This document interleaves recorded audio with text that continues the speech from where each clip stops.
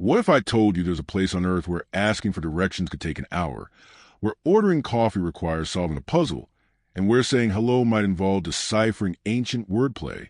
Welcome to the most cryptic community you've never heard of. Deep in the Pacific Ocean, roughly 300 miles from the nearest mainland, sits an island that shouldn't exist according to most maps. The locals call it Enigma, though even that name is wrapped in mystery. Population, 417 people.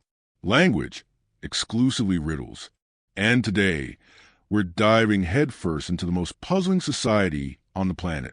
I spent 3 weeks trying to get permission to visit this place. 3 weeks of emails, phone calls, and eventually learning to communicate through riddles myself just to convince them to let me document their way of life. What I discover will challenge everything you think you know about human communication. Picture this. You wake up hungry and walk to the local bakery.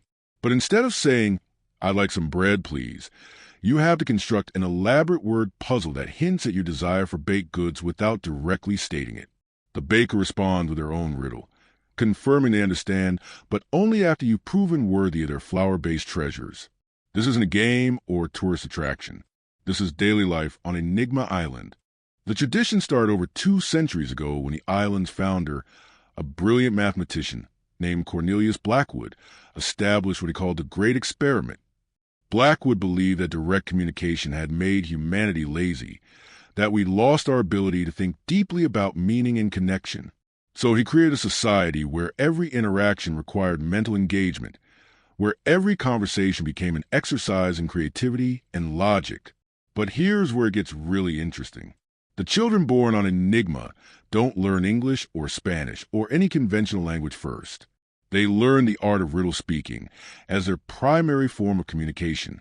By age 5, these kids can construct word puzzles that would stump university professors. By 10, they're having philosophical debates through metaphors so complex they sound like poetry.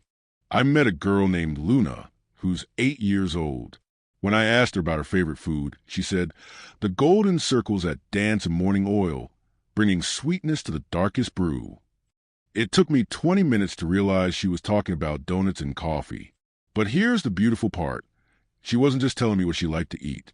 She was painting a picture, creating an experience, making me work with the answer, and appreciate it more once I figured it out. The island operates on what they call the 3 pillars of enigmatic truth. First, every statement must contain at least one layer of hidden meaning. Second, the solution to any riddle must reveal something about both the speaker and the listener. Third, direct answers are considered the highest form of rudeness, reserved only for emergencies. You might think this would make daily life incredibly frustrating, but the opposite is true. I watched a couple have what appeared to be an argument about household chores, but they were actually composing love poems to each other through complaint riddles. A simple disagreement about washing dishes became this beautiful verbal dance where they expressed deep affection while solving practical problems. The island has its own government, naturally run through riddles. The mayor, elected every 4 years, must prove their worthiness by solving a series of community puzzles that get progressively more complex. The current mayor, a woman in her 60s named Sage, became legendary when she solved the final riddle by realizing the answer wasn't a word at all, but an action. She had to bake a specific type of bread that represented the island's values. She's been mayor for 16 years now. But let's talk about the economy, because this is where things get truly mind-bending. They don't use traditional money. Instead, they trade in what they call cognitive currency. The better your riddle-crafting abilities, the more valuable your contributions to society. A master riddle maker might earn a week's worth of groceries for creating a particularly clever puzzle that the community adopts into their daily lexicon. I spent an entire afternoon trying to buy a simple bottle of water. The shopkeeper, an elderly man with twinkling eyes, presented me with this riddle. "I am life's most precious gift, yet I have no color. I am everywhere you look, yet invisible to the eye. I can carve through mountains, yet I offer no resistance. What am I, and why do you seek me in my captured form?" The answer, obviously, was water, but the second part required me to explain why I wanted bottled water instead of drinking from their natural springs. The shopkeeper was testing whether I understood their values of environmental respect and natural living. Only after I crafted a response riddle about the convenience for a traveler who wasn't yet accustomed to their pure mountain streams did he sell me the bottle. Every profession on the island has developed its own specialized riddle vocabulary. Doctors diagnose through medical puzzles that force patients to really think about their symptoms. Teachers conduct entire lessons where students learn math, science, and history by solving increasingly complex word problems that interconnect different subjects. Even the island single police officer solves disputes by helping conflicting parties find common ground through collaborative riddle solving.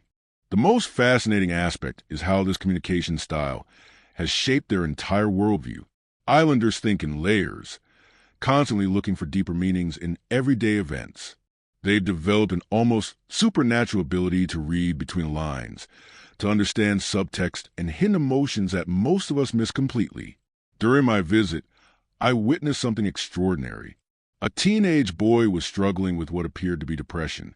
Instead of direct intervention, the community began incorporating subtle riddles into their daily conversations with him. These weren't therapy sessions, but organic interactions that gradually helped him process his feelings and find solutions. The riddles became a form of collective emotional support that felt more natural than any counseling session I've ever seen. But it's not all mystical and perfect. The island faces real challenges. Communication with the outside world is nearly impossible except through a few designated translators who speak conventional languages. Young people sometimes leave for education or adventure and struggle to readapt when they return. Medical emergencies require special protocols since doctors need direct, clear information to provide proper care. I learned about their emergency protocol from Dr. Meridian, the island's only physician. When someone's life is at stake, they temporarily suspend the riddle requirement and speak directly. She told me, in moments of true crisis, clarity becomes the highest wisdom. The riddle can wait, the heartbeat cannot. The island also struggles with technology integration. How do you use Google Maps when you can't give direct addresses? How do you order supplies online when your entire communication style is based on wordplay?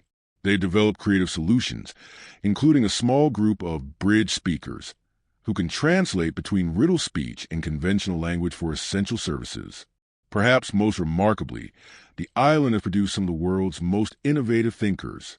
Several Nobel Prize winners, groundbreaking artists, and revolutionary scientists trace their childhood to Enigma Island. The constant mental exercise of riddle speaking seems to develop cognitive abilities that conventional education struggles to match. I met Dr. Alexander Chun, a quantum physicist who grew up on the island and now works at major universities worldwide. He credits his riddle-speaking childhood with his ability to think in abstract concepts and find elegant solutions to complex problems. When you spend your entire childhood learning that every simple statement contains multiple layers of meaning, he told me, you naturally start looking for those hidden patterns in everything, including the fabric of reality itself. The island's children often test off the charts in creative problem-solving, spatial reasoning, and linguistic intelligence. Universities around the world have started offering special admission tracks for Enigma Island graduates, recognizing that their unique cognitive training produces exceptional thinkers. But here's what really struck me during my time there. Despite the complexity of their communication style, the people of Enigma Island seem more connected to each other than most communities I've visited. Every conversation requires genuine engagement.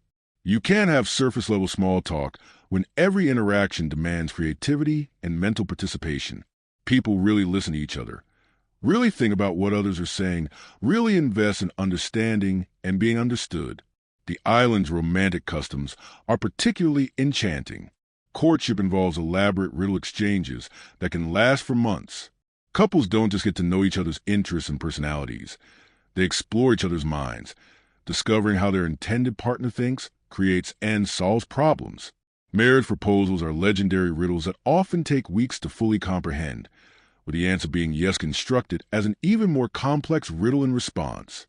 I attended a wedding ceremony that was essentially a 2-hour poetry slam, where the entire community participated in celebrating the couple through interconnected riddles that told the story of their relationship, their individual journeys, and their hopes for the future.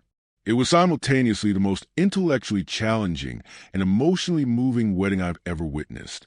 The island's approach to conflict resolution is equally fascinating.